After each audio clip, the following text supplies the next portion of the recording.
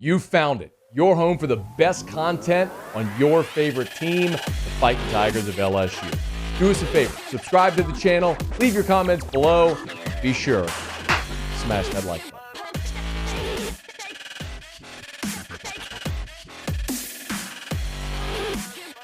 I want to start the show today with just a catch-up on signing day, where we are. And the really interesting thing that's transpired over the last 18 hours or so is how many people are coming to me, and I'm sure to others, and being so open with the deals that are getting done. And the fascinating part of it is when you do this job and you sit in this chair, let me speak in first person. I, over the many years I've done this job, have had very candid conversations, off the record, of course, about recruiting enticements for players in many different sports. But we never talk about it because it was never allowed. It's something that I think everyone understands. I mean, you could look and say, well, look at Reggie Bush and look at Pony Express and look at all the cases over the year. Well, Nevin Shapiro at Miami. And it happens. You get it. It happens. We just don't talk about it.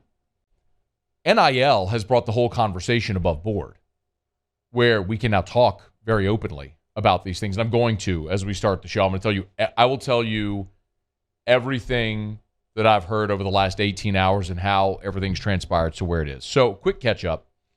LSU came into this day with 7 open spots in their class. Brian Kelly and his staff have done fantastic work in the transfer portal to supplement this roster. They came into this day with 7 spots open, and they were in the running for 6 prospects. Day started at 9:30 this morning with Jaelyn Davis-Robinson, who we, by the way, had on the show yesterday. And Jaelyn Davis-Robinson, it was no surprise that he was going to pick LSU, right? I mean, he was just gushing yesterday. Called LSU his dream school. He was fired up for it. And today he made his announcement. I want to play the video so everybody watching can see this. He made the announcement and gave Brian Kelly and his staff a bit of a heart palpitation for a moment. For the next chapter of my life, I've been taking my academic and athletic scholarships to the University of...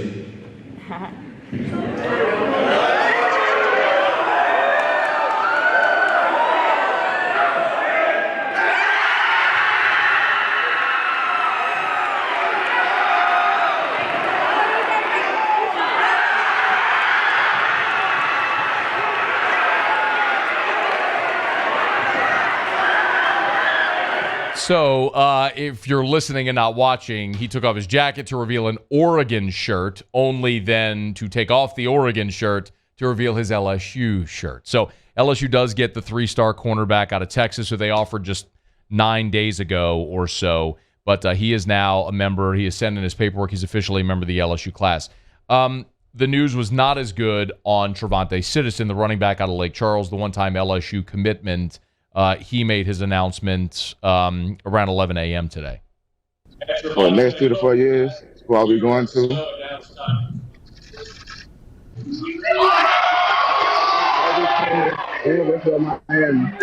So Trevante Citizen picks Miami. I will tell you what I was told about Trevante Citizen is that his deal was liquid cash up front to take the Miami offer. And let's be honest here.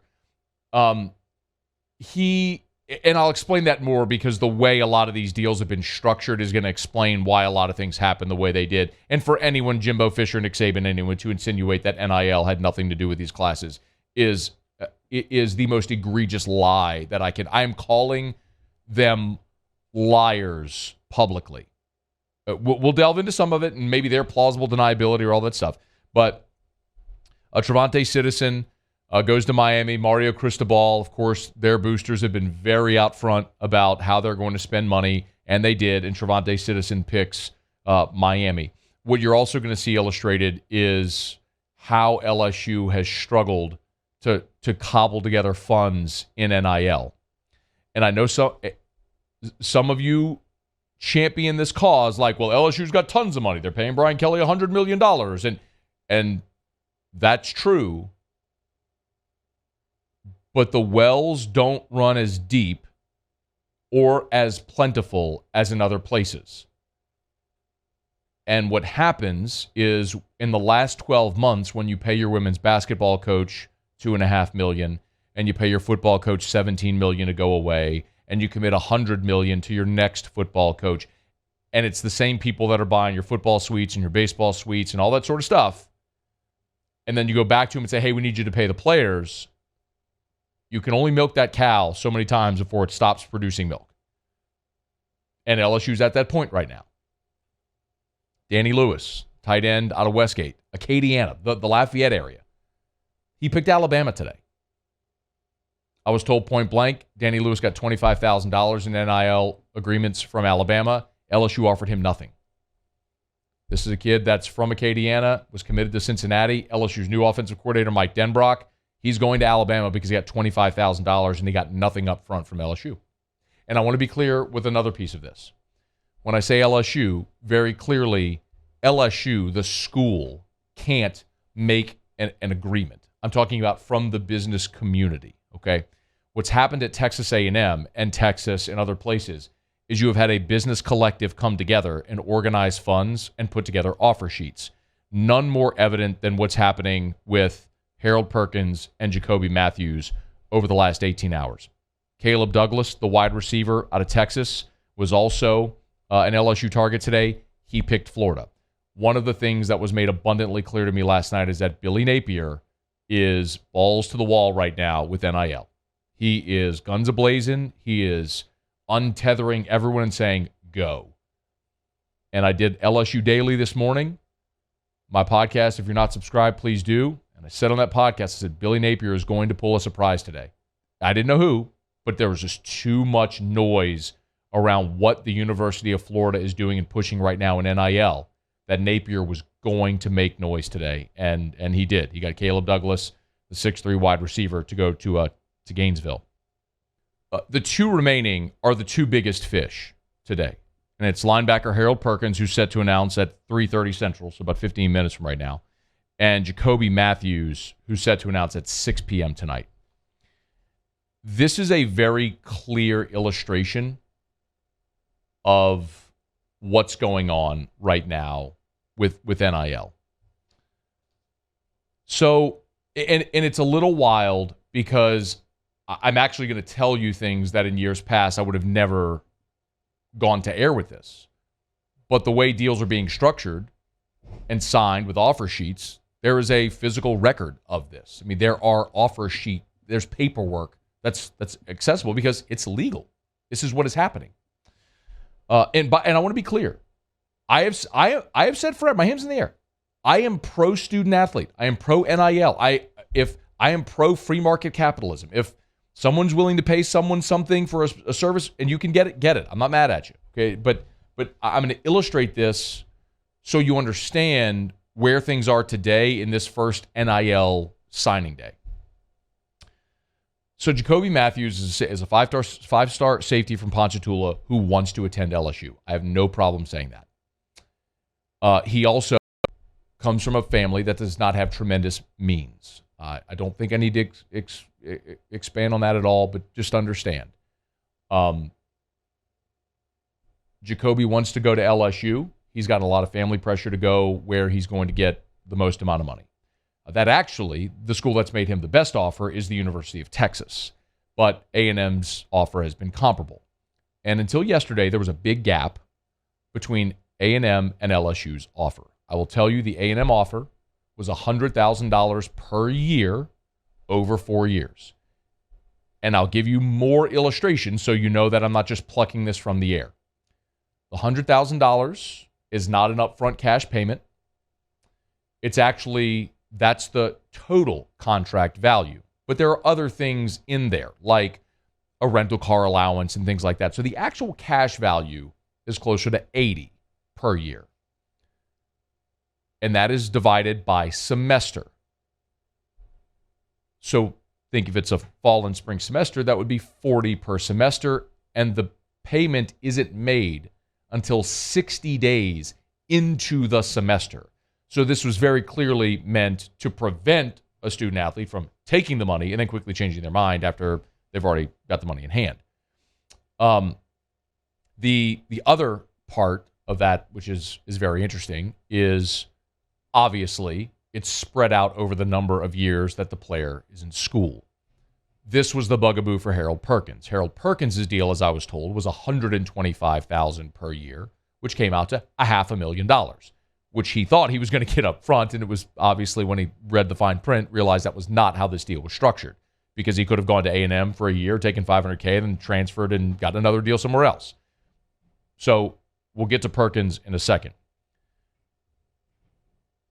In the last 18 hours or so, last evening, I'll put it to you that way. I'll put it to you that on Tuesday evening, the Matthews family kind of had the contract explained to them, where it wasn't a lump sum.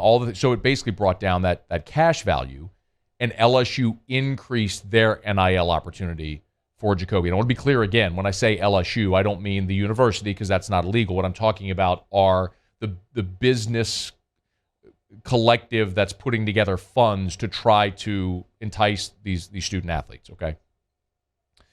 And so the gap closed. And then it was also explained to Jacoby's family, when think about this. I mean, you're going to pay thousands of dollars annually to drive to College Station, and gas and hotel and food and all that sort of stuff. So that lowers the cash value even more. It shrinks the gap even more. So how much of a gap does that need to be for you to have your son stay close to home and be right here and all that?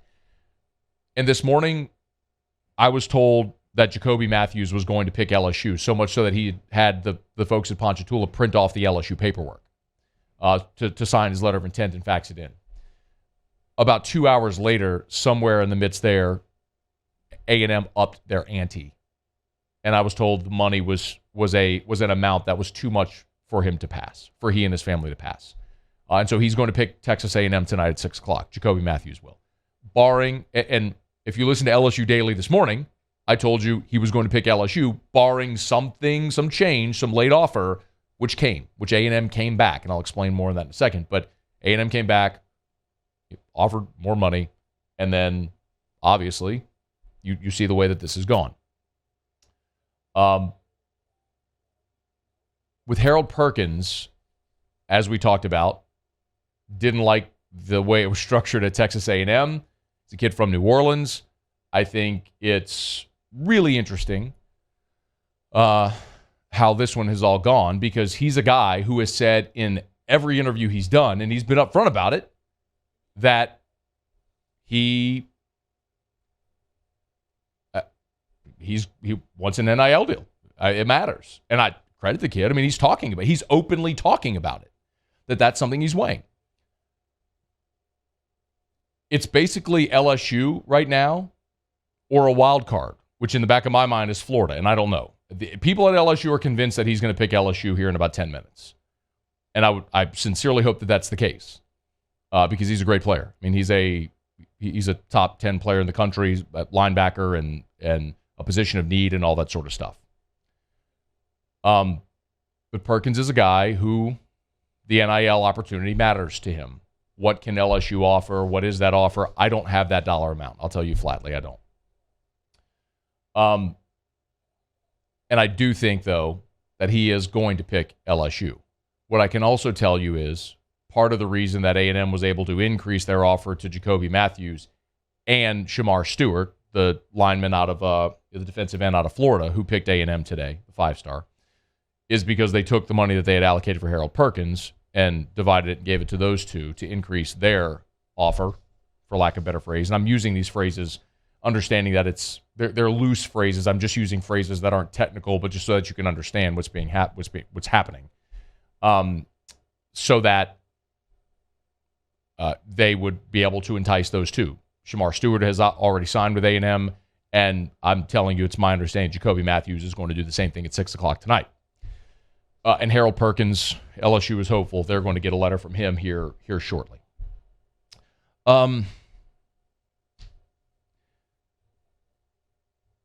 I gave you all of that detail before I played this, so you can understand why what you're about to hear is so bogus. Jimbo Fisher was on CBS Sports HQ with Josh Pate, and he took issue with people saying that NIL enticements were part of the success he's had in this recruiting class. Knowledge of it. What is the biggest misconception out there relative to what actually is going on? No funds or all these things that people were talking about in the high school kids for sure. Players in your team, they do get those things. We were one of the lower ones. If I remember right, it was Nick who brought up his quarterback got $1 million deal. And that was great. Ohio State put out an article that they had the highest NIL deals of anybody in the country, which is legal. It's all legal. It's fine. But that had nothing to do with this class or anything else in which it went on. This was hard work by our staff. And I say it's insulting to the kids who come here that you insinuate that. And people insinuate that if things were taken off a message board. Bro Bible by a guy named Sliced Bread, whoever the heck that is, who has no clue about what goes on. But NIL is here to stay in college football. It's going to be a factor in college football. There is no doubt in the future going forward. And so in the transfer portal. So it's here to stay. But those reports and the things that people say are very irresponsible. And then people need to figure out the truth before they do it.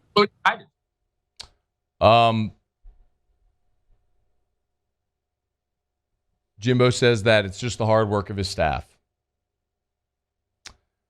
Meanwhile, you've got kids openly talking about the NIL deals that they're getting.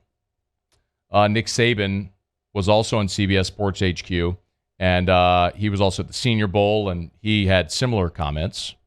I think when you start adding that to whether you try to make a deal with a guy with the transfer portal to go to another school, that's probably not a great thing. I think if we use this to entice players to pick a school, I don't think that's a great thing. I think, the player should decide where he's going to go to school based on where he can develop best personally, academically, and athletically from a program standpoint, and it shouldn't be about money. But that it is what it is, and we all have to adapt to it. I think that the transfer portal, some kind of way we got to come up with a calendar. Guys shouldn't be able to leave their team during the season. That's not a good thing. I grew up in a time where, my dad said, you never quit anything. You got to finish what you start. You made a commitment to something, you got to finish. I think Nick certainly said it is what it is therein. He told reporters at the Senior Bowl, quote, I hear these crazy people on TV who now say you're doing it above board. We never did it. We never did it. We never cheated to get a player. We never paid players to come to our school. Now that's actually happening. People are making deals with high school players to go to their school. So I want to be clear. First of all, do you have the Pinocchio drop still? Yeah. Let's get that. I think we're going to need that. So Nick says he never paid players. That is a lie. I'm not even saying it's a fib. Nick Saban is lying to you flatly. Talk to people who were here in the early 2000s when Nick was here. He'll tell you about deals that they did for players when Nick was here in the early 2000s. It's the way business has always been done in college football. Jimbo says, didn't happen. It's insulting. Nick says, people are making deals with high school players to go to their school. Let me read the quote again. And now that's actually happening. People are making deals with high school players to go to their school.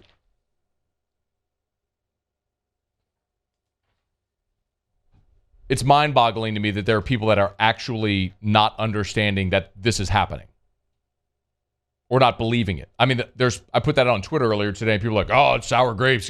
No. Like, there's a physical record. They're signing offer sheets. It's written down, the offers that are going to these players and the amount of money. The school can't make it, but a collective of business owners can. And there's no school that's been more organized than Texas A&M. And I say all of this to illustrate again. Tonight, LSU is hosting an event at 6 p.m. at Tiger Stadium in the Stadium Club for business owners to come learn about NIL. I'll tell you candidly, I had lunch with some of those people today. From TAF, LSU has hired an outside firm to come in and we have the Harold Perkins. All right, let's go listen to Harold Perkins' announcement live. What's this process been like for you? Enjoyable. And just like, I don't know, man. I'm just ready to make my decision. We're ready to get your decision. Okay, I'm turning it over to you. The floor is yours. Where are you headed to play your college ball?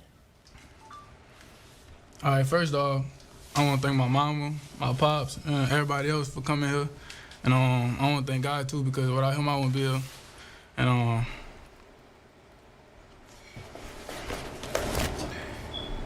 nah, I ain't going to go there. I'm going back home, baby.